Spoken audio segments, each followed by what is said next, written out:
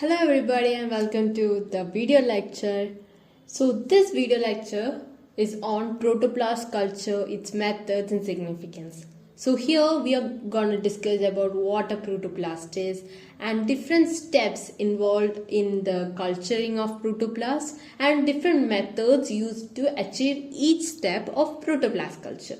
Then we will look into its applications and significance. Okay, so let's move into our class. So first of all, what a protoplast is. So protoplast can be defined as the cell minus the cell wall. So here we have Torre and Landgren in 1977. They described protoplast as the cells with their cell walls stripped off. Okay, so the cells, individual cells in plants, they are actually connected by cementing material. So this usually consists of our pectin. So we use some pectinase to separate the cells, and the cells are surrounded by something called cell wall. So each of the cells, they are surrounded by cell wall. So we digest this cell wall, we break the cell wall, and we release individual cells as separate units, that is cell with just their plasma membrane. So this structure, cell and plasma membrane of a plant cell. So when the plant cell wall is removed, it's what we call a protoplast. So the properties of protoplast, their properties are really interesting. So this is their unique properties that attracts us, and that's where the idea of protoplast culture originate. Okay, so this protoplasts have the unique capability of cell wall regeneration. The cell walls which we stripped off, they can be regenerated, they can grow, they can divide. So these properties give a way to build a complete plant from just few cells or few number of protoplasts. So this protoplast, they can fuse with other protoplasts. One protoplast can fuse with other protoplasts. They can take up the naked DNA in their surrounding media under proper conditions. So this protoplast, these cells can be used as experimental setup to study various things like maybe membrane transport system or action of some chemicals. All these things, these studies can be made on cells. So we need not kill an organism, or we need not destroy a complete plant to get to know about different functions, different actions of different chemicals, or the functioning of the structure, the cell structure, the transport membranes, etc. So we are not destroying any cell, plant as a whole. We can employ these cells, individual cells, to study different properties of the cell. Okay, so the production of these hybrid plants through fusion of two different plant protoplasts. So when we fuse two different protoplasts, this method is actually referred to as somatic hybridization. And such hybrids, the result of somatic hybridization, when we fuse two different plant protoplasts and when we get a hybrid cell, that hybrid cell is what we call a somatic hybrid. Okay, so this is the basic. So let's move into the history. So in 1880, Haston is the person who introduced the term protoplast. And in 1892, J. Kelker was the first to isolate protoplasts mechanically. So mechanically, how it is done? That is, he just plasmalized the cells. So the cells will shrink, and cell wall being intact, more rougher structure, it will remain as it is. And this after the plasmolysis occur, the cell walls will be cut, and this plasmolized the protoplast will be released into the media. So this is the method that he used. We will look deeper into the mechanical method. Okay, so he did this on the water barrier plant. So this is the water barrier plant, and it is having a white color flower. So this is water barrier plant, and the scientific name is Stratiotis aloes. Okay, so in this plant he did this mechanical isolation of protoplast. So this experiment was done by J. Kelker. And in 1960, E.C. Cooking, so he is the person, he reported the enzymatic method. So as you know, we are plasmolysing a cell in the mechanical method. We are giving stress to the cell. So this is not good for the cell. So when we go into the enzymatic isolation methods, it's little more cell-friendly. Okay. A large number of cells can be isolated from using this method without causing much damage to our plant cell. So he used the cellulase enzyme for this. So nowadays we have a mixture of different enzymes for this purpose. And in 1971, Rakabe, he and his associates, his colleagues, were successfully regenerated the whole tobacco plant from protoplast. So this is the property of the protoplast to generate a whole plant. This is what we are gonna harness in the protoplast culture method. Okay. So next, here we have an overview of protoplast culture. So different steps. So we are gonna look in detail into different steps, different methods involved in each and every step. So first one is isolation of the protoplast. We can isolate it by mechanical method or enzymatic method. Then it's fusion of the protoplast of different genome. So decide plant, 2 different plants we are taking, maybe one is wild type, one is native type, and we are fusing it. So this method, that is fusion. So this fusion can be chemofusion, mechanical fusion, or electrofusion. Then we are selecting the hybrids. Then in selection also we have different methods. Then we are culturing the hybrids, and then we get the hybrid plants. We are developing the somatic hybrid. Okay, so we are going to look into each step. So first of all, we have with us the isolation of protoplast. So it is, as the title suggests, it is a separation of protoplast from the plant tissue.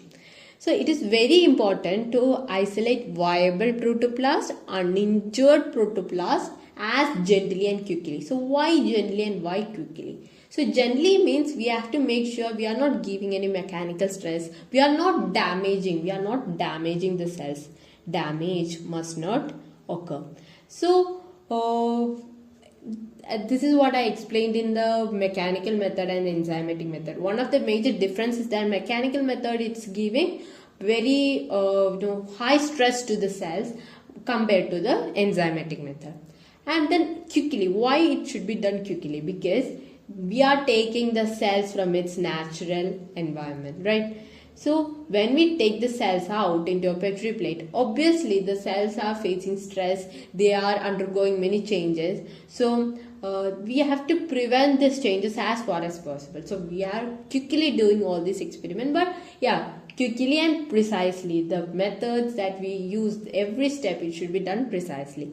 Okay, so in protoplast isolation, we have 2 methods, as I said. One is mechanical method and other one is enzymatic method. So in mechanical isolation, this is the first one we are going to discuss. So what we do here is that we will immerse the cells in 1 molar sucrose solution. So 1 molar sucrose solution is a hypertonic solution, right? So being a hypertonic solution, the cells will shrink away into, like to the inner side of the cell. So here this is the protoplast, and this protoplast will remain as it is, but the cell wall, the plasma membrane, all these things, they are going to shrink away, they are going to shrink inside. So this is what we call a plasmolysed cell. So in this plasmolysed cells, they are cut with a sharp knife. We will cut the plasmolysed cell with a sharp knife. See, there is a cut over here. And so while cutting, we should make sure that we are just cutting the cell wall. We should not give any mechanical stress or cut to the cell, the plasmolysed cell or the protoplast. Okay, we should ensure that we are just cutting the cell wall. So once we cut the cell wall, the protoplast will be released. Okay, so then this released protoplast, they are deep plasmolyzed. So this deep plasmolization is done by putting the cells in a dilute solution. Once in the first step we took a hypertonic solution, that is a concentrated solution. Now we put the cells back into a dilute solution and uptake of water occurs, and the plasmolized cell is deplasmolized. That is, they regain their original shape and structure. So the protoplast that we use, the cells that we use to isolate protoplast are usually the vacuolated cells, highly vacuolated cells. So what is the advantage? See, plant cells, they usually have very big vacuoles. So this is the vacuole. Let's take. So in this vacuole, so here the vacuole is a storehouse, right? It is storing different fluids or whatever. So when it is put in the hypertonic solution, being the vacuole being the filled with the water content, the water will be expelled out, or water will move out according to the concentration gradient, and the shrinkage of the cells from the cell wall will be much more, as this whole protoplast they can be shrunk because all the water can be taken out, right? But if the vacuoles are small, then the amount of water that can be taken out from the cells are also low, right? So much shrinkage will not be occurring, and if we cut the cell, plasmolized cell, there are chances that we damage the plasma membrane. So we usually select the cells with large vacuoles, and the protoplast of our plant cells, they usually have large vacuoles. Okay, plant cells are usually square, rectangular in shape, so the nucleus will occupy only a very small region, and majority of the space will be occupied by our vacuole. So this is what, for example, onion bulbs, scales, radish root, beetroot, etc. So tissues from these plant parts are taken. So what is the use of taking the storage tissues? The storage tissues being used for storage, they will usually have even more amount of space of the cell occupied by vacuole. So as to store the contents of the cell. So that's why we are taking these highly vacuolated cells. Okay. So disadvantages of mechanical method. This is a tedious process. Obviously, we have to put it into various solutions. We have to make it plasmolized. Then we have to cut it very carefully, so it's tedious.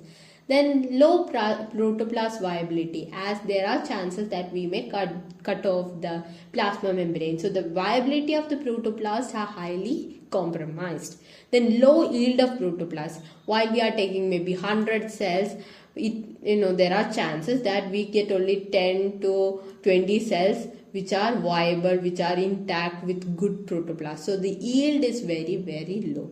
Then the unsuitable for isolation of protoplast from less vacuolated cell. As I explained, if the vacuole is very small, then what happens? The amount of water that it can expel out when we plasmolize it, the cell is very low, right? So the cells may not shrink away from the cell wall in a sufficient amount. So since we are doing it under, cells are already very microscopic, and we are doing it under maybe microscopes or dissection microscope or normal microscope. So the cutting of the cell wall without damaging the plasma membrane will become more difficult process. So these are few of the disadvantages. Now let's move into the enzymatic method. So there are two methods of enzymatic isolation of protoplast. So first, here we have the two-step or sequential method. So here there are two steps, as the name suggests. The tissue is first treated with pectinase. This pectinase is now termed as the macro enzyme.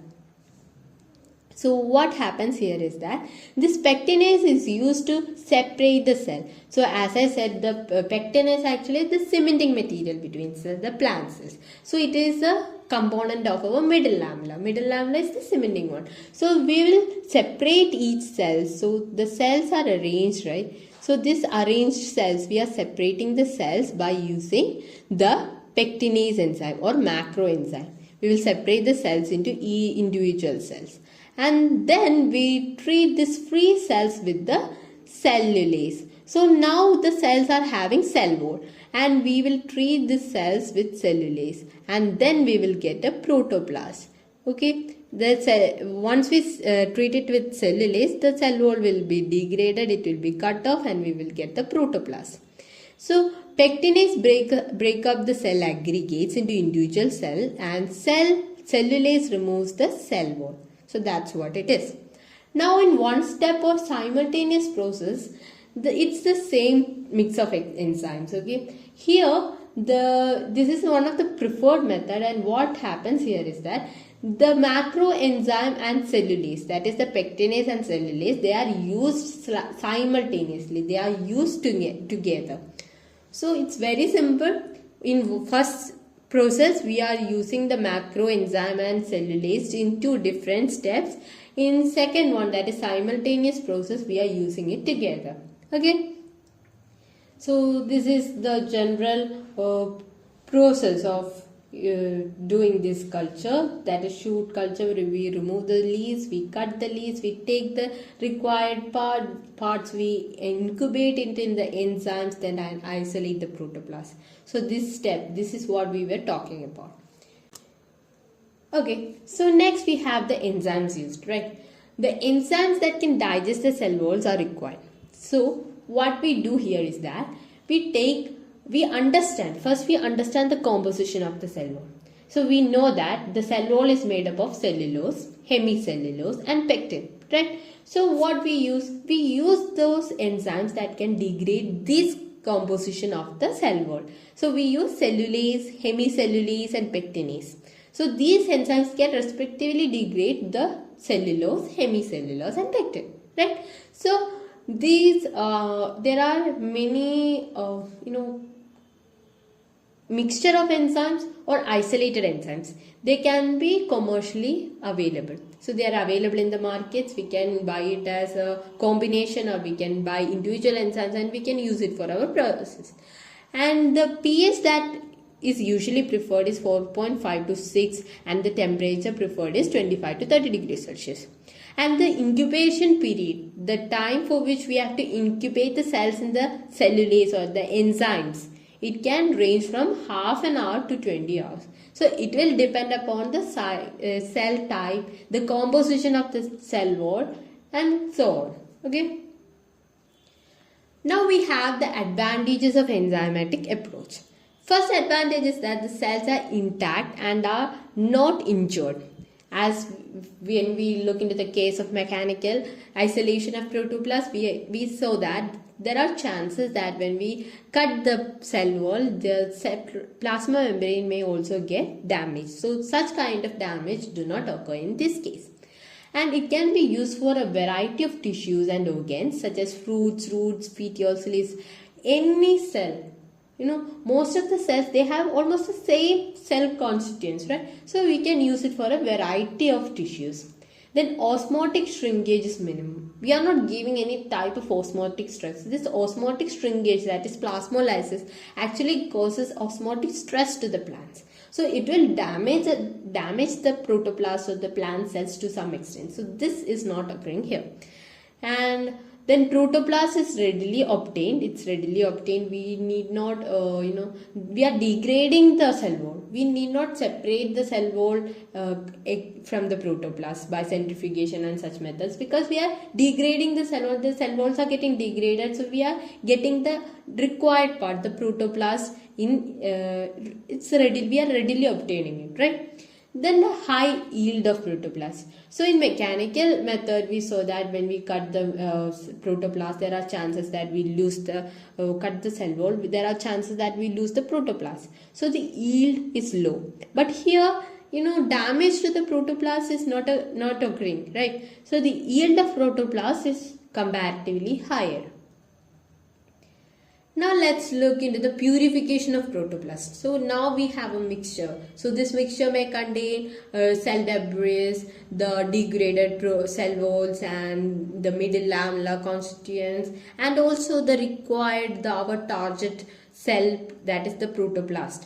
Okay, so now we need to purify the mixture that we have in our hand to remove the undigested debris, burst the damaged protoplast and enzymes. These things must be removed. So here the debris are removed by filtering. So we can filter with a nylon mesh and remove the debris, right? Then we have the enzymes plus the cell parts. So here the enzymes can be removed by centrifugation. The protoplast and the cell debris being heavier, that they will settle in the bottom, right? So we can remove the enzymes from the top layer, that is suspension.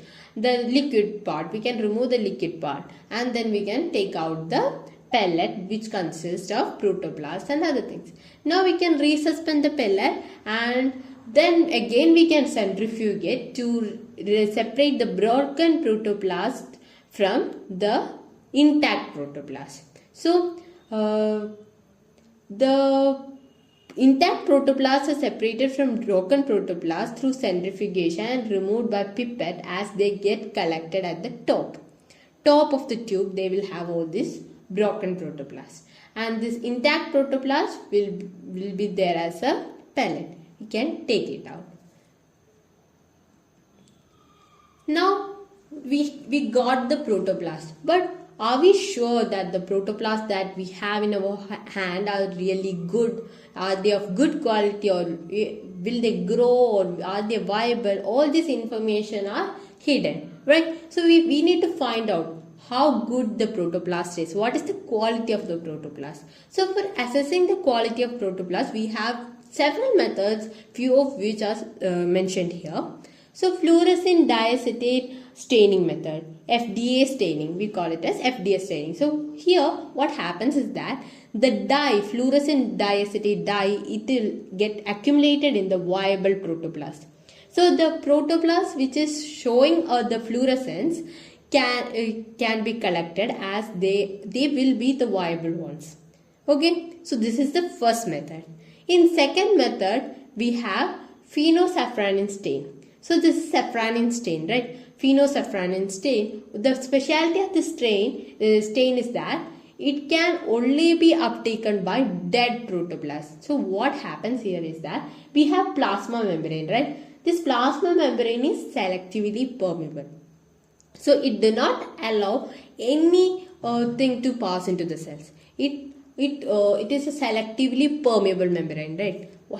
So what happens is that when we put the stain, the viable cells, the plasma membrane of the viable cells, they detect, yeah, this is some stain. We don't need it in the cell, so they will selectively restrict the entry of this phenosafranin stain into the cell protoplast. So the dead cells will take up the phenosafranin stain and it will turn red, while the viable cells will remain unstained. So we can collect the unstained cells which will be viable. Then third method is measurement of cell wall formation. So the protoplasts that are good, they can form cell wall. Okay, so what we do here is that we put a stain, that is chalcofluor white stain, CFW stain. So this stain will bind to newly formed cell walls. So this protoplast which we are using, they do not have any cell wall. They will regenerate the cell wall when proper conditions are given. So this after collecting the protoplast, we will put the CFW stain. So what happens here is that the newly forming cell walls will take up the stain and then it will emit fluorescence. So if a cell is emitting fluorescence, we can identify that this cell have its cell walls being regenerated and they are viable. Okay. Then the fourth method is by measuring the oxygen uptake of the cell. Oxygen uptake. So if a cell is good, if the cell is viable, they can uptake oxygen for their cell biosynthetic processes. So we can measure the oxygen uptake with the oxygen electrode and we can know if the cell is viable or not. Then fifth method is photosynthetic activity of protoplast. That is, if a plant cell, if they are alive, they have protoplast, they will do photosynthesis and make their own food. They are autotrophs, right? So they can prepare their own food. So this photosynthetic activity can be measured to know if the cell is viable or not. Okay. Then the sixth method is the ability of protoplast to undergo mitotic division. So this is a direct kind of measurement, like we are seeing if the cell is dividing or not. We just observe the cell, and if the cell is dividing, that naturally means that the cell is alive and it's able to divide. So it is making a callus, it is making a group of cells. So this is a direct method of assessing. So these are, say, 6 different methods, even more methods are present. Now let's move into the protoplast culture. We got the intact good for protoplast. We selected the protoplast, and now we need to provide optimum conditions, good conditions for the protoplast to grow and form a callus, then organ or plant or whatever, according to our need. So first we are growing the protoplast. Here the optimum conditions are provided so as the cell walls and a callus formation occur. Okay.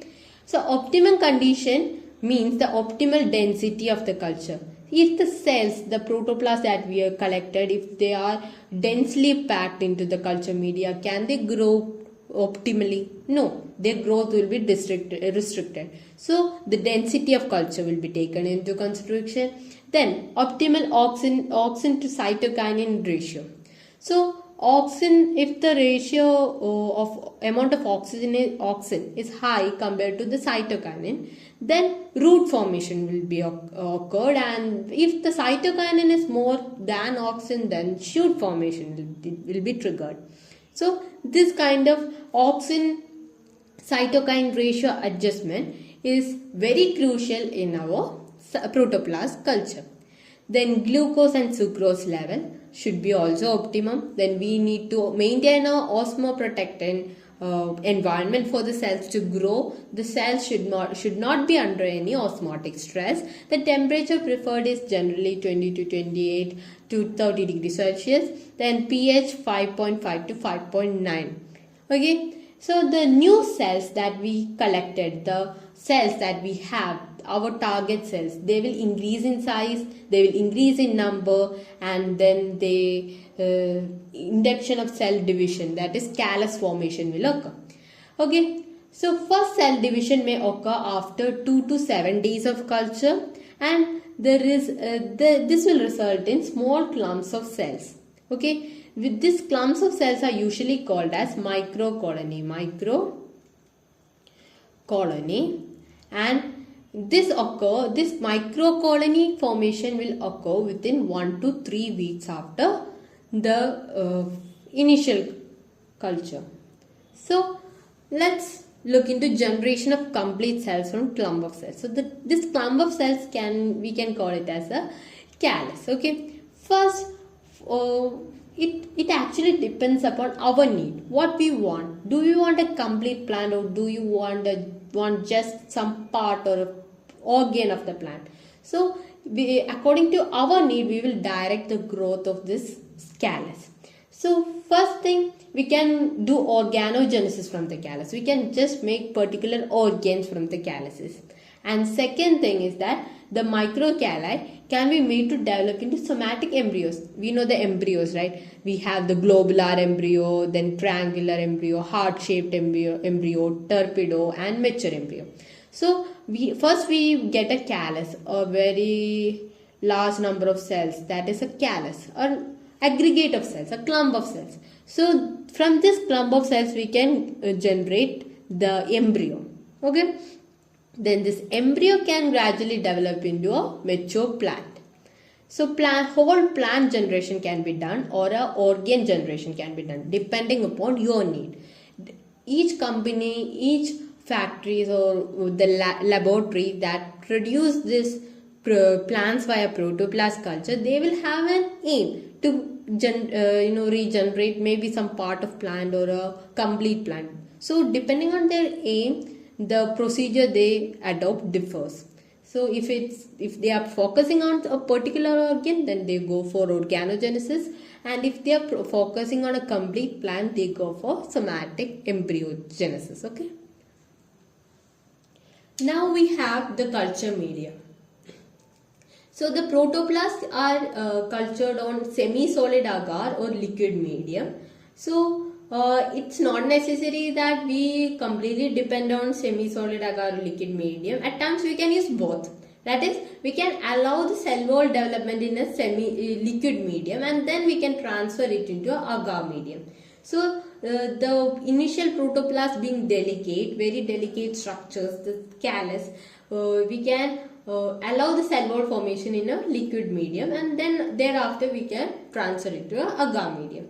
So in nutritional components, we are going to look into detail about the different nutritional components and its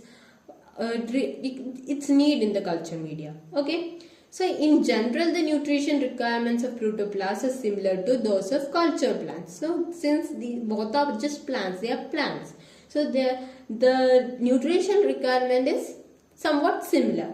But the difference is that the plant, the normal plant will grow in a root, in an environment, in a natural environment, while the protoplasts that we are culturing artificially are in an artificial environment. So the care must be taken that we provide all the required nutrients plus we provide a good environment, because these plants being very delicate are prone to many diseases and infections, right? So since they are so delicate, we need to provide a very sterile environment for their growth. So mostly we use MS media or B5 media. This MS media is Murashik and Skoog media, and the B5 media is Gambon B5 media. Okay, so the special features of protoplast culture media. They are usually devoid of ammonium. This protoplast culture, they do not need much of ammonium, and the quantities of iron and zinc also should be less. It should not exceed. Okay. Then the concentration of calcium should be 2 to 4 times higher. So why? The calcium is they being positively charged, it is Ca2 plus.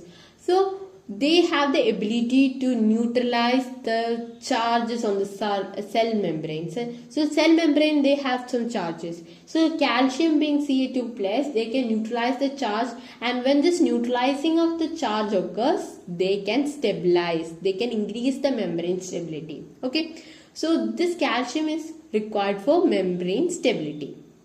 Then high oxygen to kinetin ratio is suitable to increase cell division. So if we are focusing on cell division, that is dividing the cells, we have to divide the cells to 1 and 2 and 2 and 4, like that. When we are focusing on cell division, we should give more of oxygen. But if we are focusing on regeneration, that is, maybe you have a cell, we have a cell, and we are focusing on regenerating its maybe cell wall.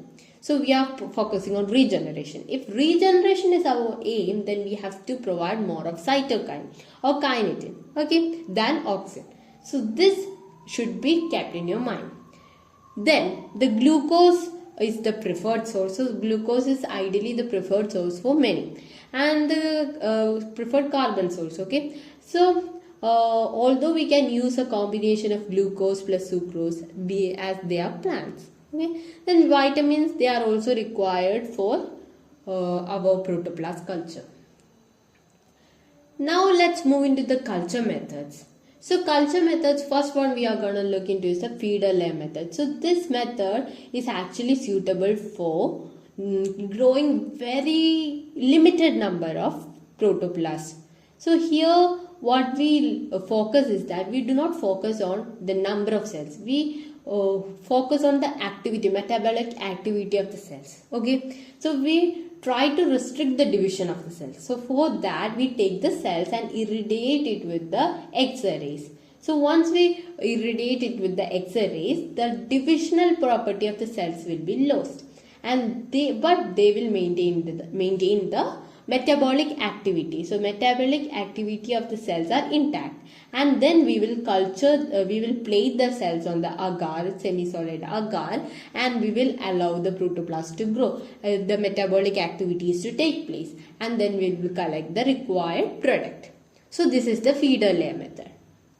Then we have with us the co-culture protoplast. So here what we do is that we take different protoplasts, one protoplast and another the next protoplast from a different plant.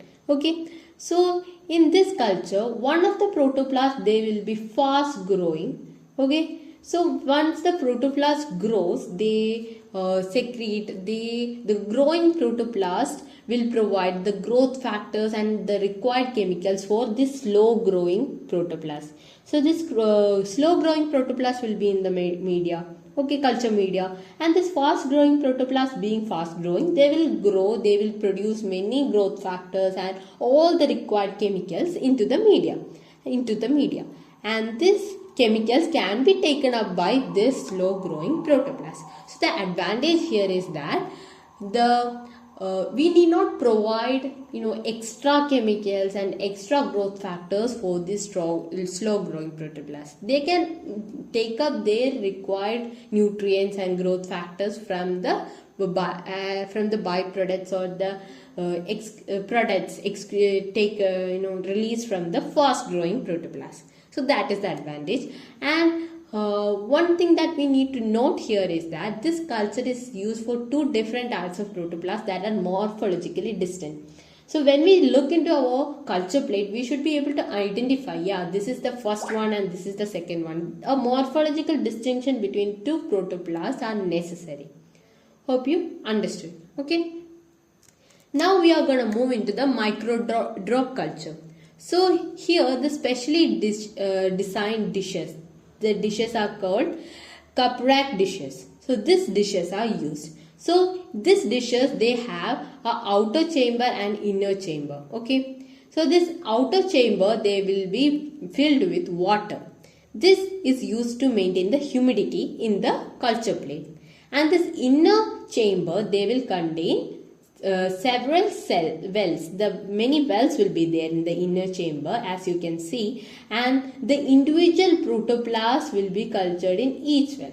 Okay, so and along with the protoplast, we will provide a droplet of nutrient medium, or nutrient medium as a drop. That hence the name micro drop. So in each well we have protoplast with a drop of nutrient medium. Okay, so here fewer protoplasts can be grown in the form of droplets. Okay, minimum utilization of the medium is occurring here. So these are the three different culture methods. So now let's move into the factors affecting protoplast culture. So first one is plant species and variety. Okay, the culturing, it depends upon the type of plants that we are taking. That's basic. Next, the plant age. The part from where we are taking the cells, this affects a lot. For example, I would like to relate it to something that's not related to plant. Everybody might be aware about our dolly, right? So dolly, the cells were taken. First we took a cell from one mother sheep, and we took the nucleus, the genetic material, and we implanted the genetic material into the egg cell of the mother donor, egg donor sheep. So what happened here is that we took the nuclear material, the genetic material from a matured cell, a matured parent, like from a matured complete cell, a 2N, a diploid cell, and we placed it in the egg cell. And when the dolly grew, it was observed that this dolly aged much faster than other sheep. So why it occurred? It's because the parent cell, the cell was collected from a mature sheep. So this is the reason why the dolly aged much faster than other sheep of her own age. So this kind of differences occur. When we select the parent, we must be very careful about the age of the plant, the species, the variety, the quality of the plant, the morphology, and you should be very careful about each and every aspect of that plant which we are selecting. Then next factor is the pre-culture conditions. The protoplast culture are highly influenced by climatic factors.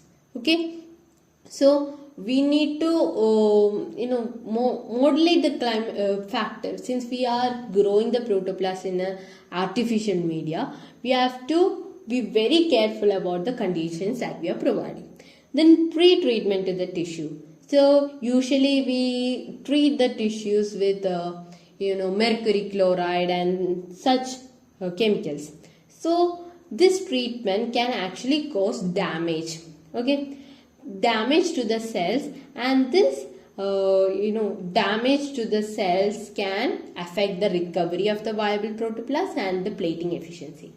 So we are doing this kind of sterilization to make sure that no contamination, other things occur. But this sterilization, this pre-treatment can cause some damage to the cells. So when we do protoplast culture, we make sure that we are not taking the cells from the cut ends. So we will so as to reduce the maximum side effects of such damages due to pre-treatment. Then the density. So if the culture is too dense, then the growth will be affected. They will be depleted of required nutrients and other essential factors. So the density of the surviving protoplast must be maintained. Okay. So now let's move into protoplast fusion. That is, the cells from one parent is taken and cell from other parent is taken. The protoplasts are isolated. Then we fuse the protoplast to produce a hybrid, the production of hybrid, that is the point. Okay, so hybrid production, and then culturing the hybrid into a plant, or that is somatic hybrid. Okay, so where do we apply such technique? When the fusion, normal sexual reproduction between these parent plants are not possible. This is the case where we apply this technique, where the normal sexual reproduction cannot occur. So we can take the protoplast, isolate the protoplast, fuse it, and get a hybrid plant with all the required qualities. So this can occur within the species, that is intraspecific, then between species, that is interspecific, within genera intrageneric, and between genera intergeneric. Okay, so these methods can be spontaneous fusion, mechanical, or induced fusion. So we will look into different methods of fusion. Okay, so first one is spontaneous fusion. So what happens here is that the adjacent protoplasts in the enzymatic mixture, they have the tendency to fuse. They have an inherent tendency to fuse and form homokaryons. So for example, what happens when we if we take a petri plate and we put few drops of blood of individual A and individual B, and then we mix it. Normally what happens, what we have observed is that all the blood cells of individual A will form one club. They will aggregate together, and that of the individual B will aggregate separate. Okay, so this kind of aggregation can occur even in plant cells. This is, I just explained it with a human example, blood example, but yeah, such aggregation can occur in case of plant cells also. So such aggregation will lead to the formation of homokaryons, right? The same cell types have the tendency to come and fuse together. This is called the spontaneous fusion. Now next one is mechanical fusion. So what happens here is that we are mechanically forcing the cells to fuse. So here we take a depression slide. So here in this image, this is what we call a depression slide. In the center we have a small depression.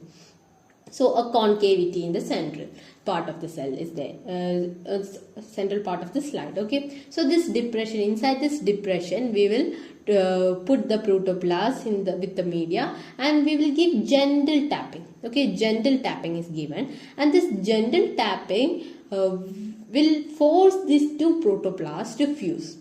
Okay, so no external agents are required. We are just taking the protoplast and we are just tapping the slide, and then due to that mechanical force, due to that tapping, the protoplasts are getting fused. This is called mechanical fusion. Now we have induced fusion. So here we have something called fusogens. Fusogens are the chemicals or agents that induce the fusion of protoplasts. Okay, So these need not always be chemicals. It can be some viruses, it can be some mechanical agents like electricity or something, or it can be some chemicals. Okay, so this fusogen will help the freshly isolated protoplast to undergo fusion. Okay, so the examples of fusogens are virus. It is a virus which was earlier used as a fusogen. Now it's not commonly used. Now PEG is used in common, that is polyethylene glycol, which is the most commonly used one nowadays. Then sodium nitrate, then high calcium, high pH, then polyvinyl alcohol and electrofusion. These are the examples of fusogens. So I will just explain the mechanism of calcium here itself. See, this I explained to you guys that this cell membrane is having some charge. So all the cells will have charges, right? So the same charges, like charges, are likely to repel each other. So when we have calcium plus plus, it stabilizes the charge on the plasma membrane. So charge decreases. So the repulsion will also decrease. And since the repulsion decreases, the cells are more favorable to come closer. When the cells come closer, there are chances that they fuse together. So this is the basic principle, that is, we alter the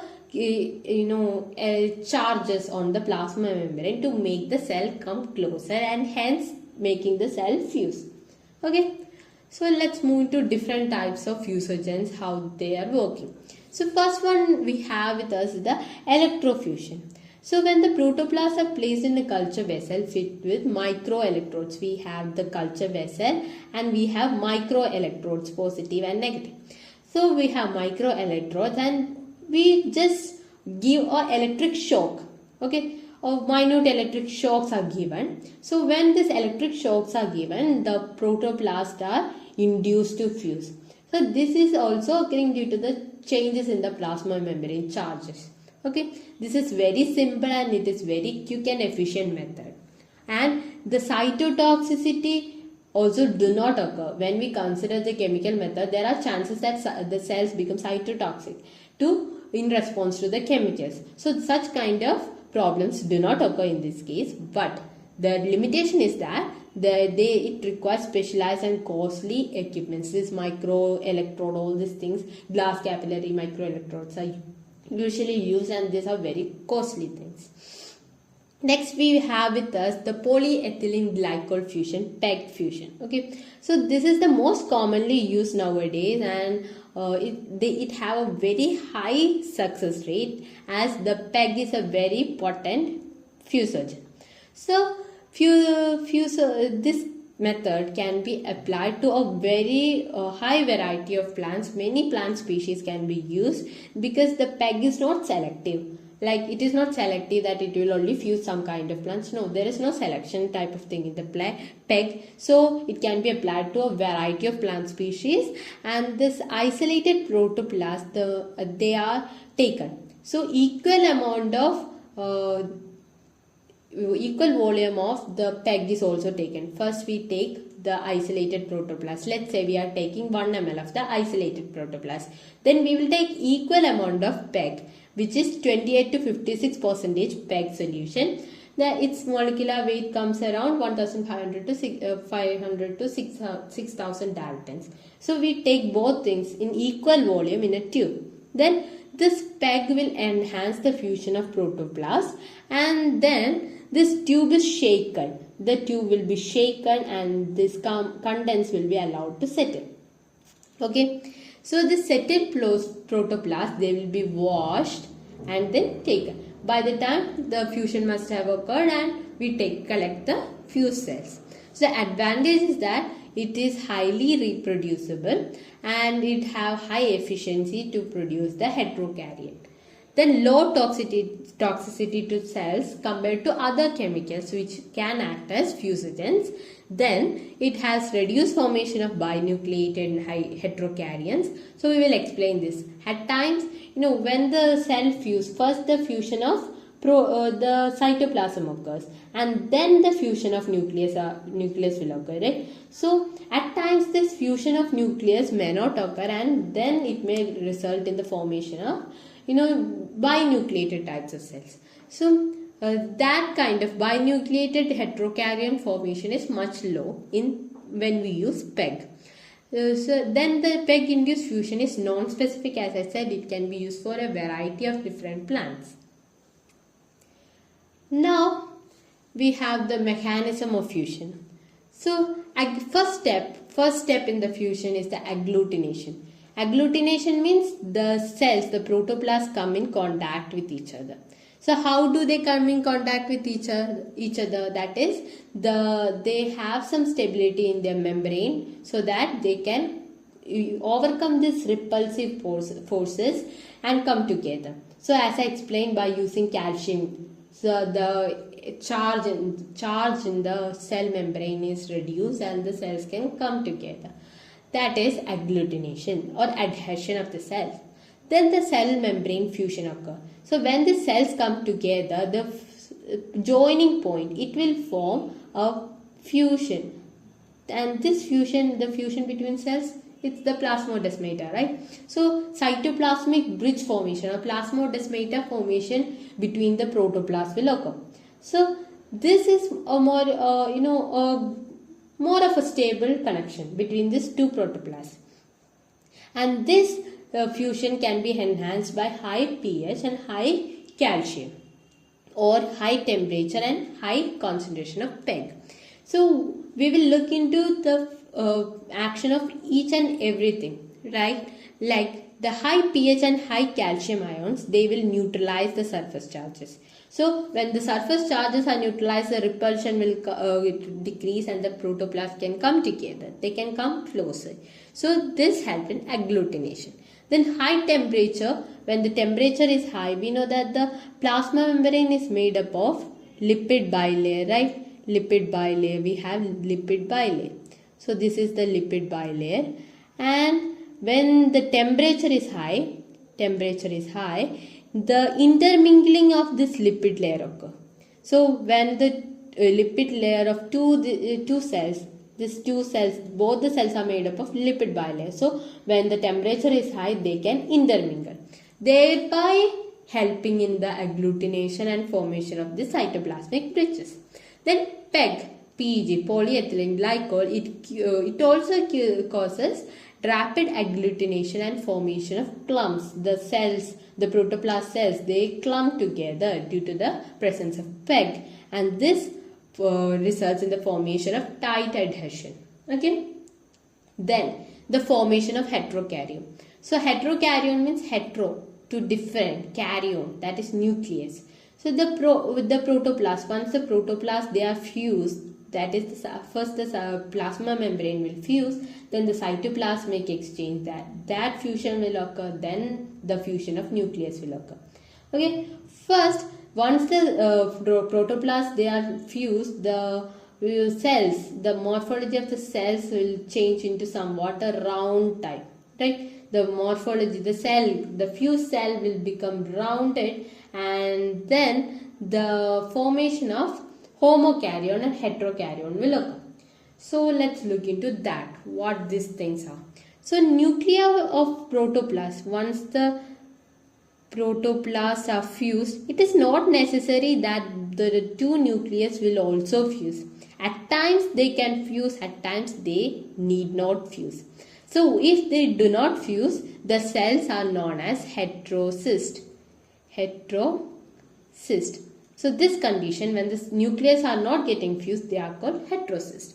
And when the nuclei of two different cells are fused, that is the cells, we have the fused protoplast and nuclei, they also got fused. So such a condition is called hybrid condition.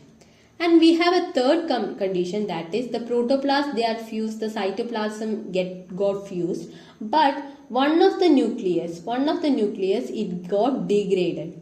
This nucleus got degraded and lost. The nucleus is lost, but the cytoplasm fused, and one of the nucleus is intact and good. So this kind of fusion is called Cybrids. Okay, so we have heterocyst, hybrid and cybrid. So this is the case. These different kinds of results can occur when we fuse two protoplasts. So some of the protoplasts of the same type may undergo fusion and they are called homocytes. We have heterocytes and now we have homocytes. So what happens here is that same protoplast they are fusing, and then what happens, they are same, right? So homocytes, they are called homocytes. So these four conditions can occur. So those four are the fusion products, the most likely fusion products. So here with us we have some example. So this is the B. Ginsea plant, okay, B. Ginsea and S. alba fusion. We took the protoplast of B. Ginsea and S. alba, and then what happened? Here this image A, this is the fused protoplast, the protoplast that is fused after 48 hours of fusion. Then we have subsequent, we are observing cell division. See, the two cells are formed, right? The cell division, which is and the cell wall formation. As you can observe here, it is much lighter compared to this cell wall, right? This cell border. So this thickness actually indicates the cell wall formation. Okay. After cell wall formation, in this here we have the rooting and shooting. So rooting occurs when the auxin ratio is small and shooting occurs when the cytokine ratio is small. Then in D we have the we are transferring it into the ports. So before transferring we have to do something called acclimatization. Okay, so what is this? That is, we are making the cells we are helping the cells to get adjusted to the plant soil conditions, because we are developing all this in the lab, right? Laboratory conditions. The this plant, small hybrids, they are hybrids are developed in the lab. So from lab to the soil. So for that we train the plants, to be able to grow in the soil, and this process is actually called acclimatization. And this is the fully grown plant in the soil. So this is one of the successful protoplast culture. Now let's move into the importance of protoplast culture. So protoplast culture, it can be used to study the osmotic behavior of the plant. So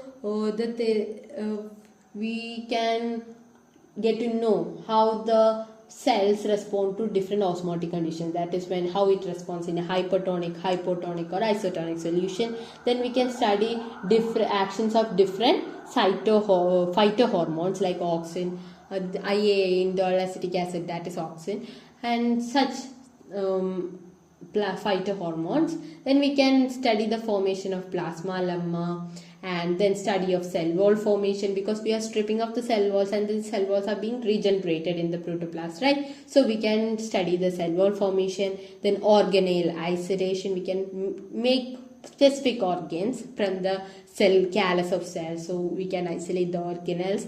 Then study of morphogenesis, the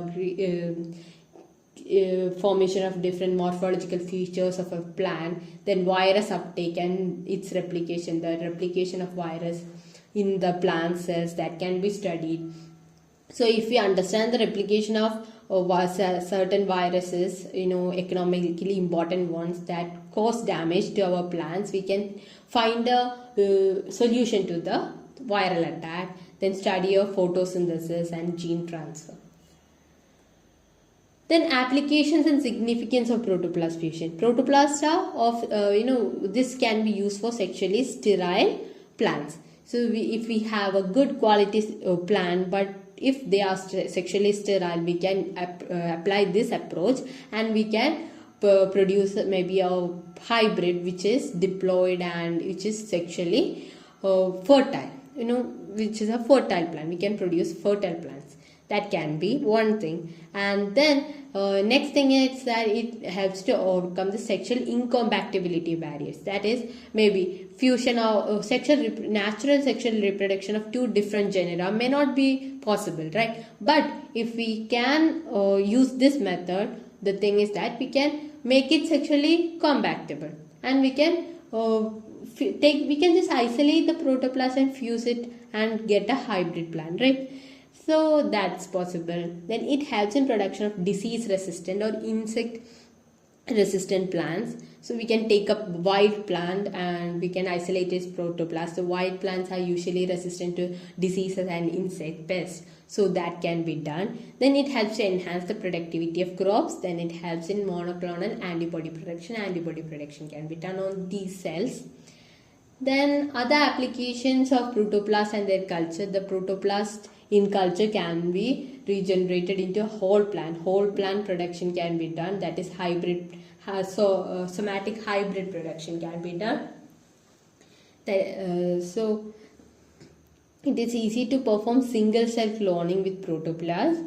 Okay, we can cells being much larger than animal cells, we can perform single cell cloning. The genetic transformation can be achieved through genetic engineering. Then protoplasts are excellent material for ultrastructural studies. We can study the ultrastructure of a cell.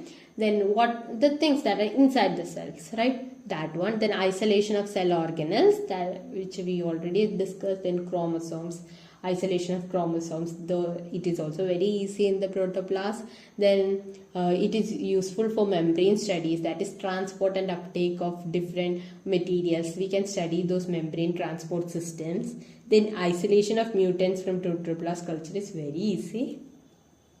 Okay, so these were the few significance and applications of our protoplast culture. And with this we come to the end of our video lecture. Hope you understood the concepts, and if you have any doubts, please feel free to ask in the comment box. I'll try my best to clarify your doubts. Okay, so that's all. Bye bye, have a nice day.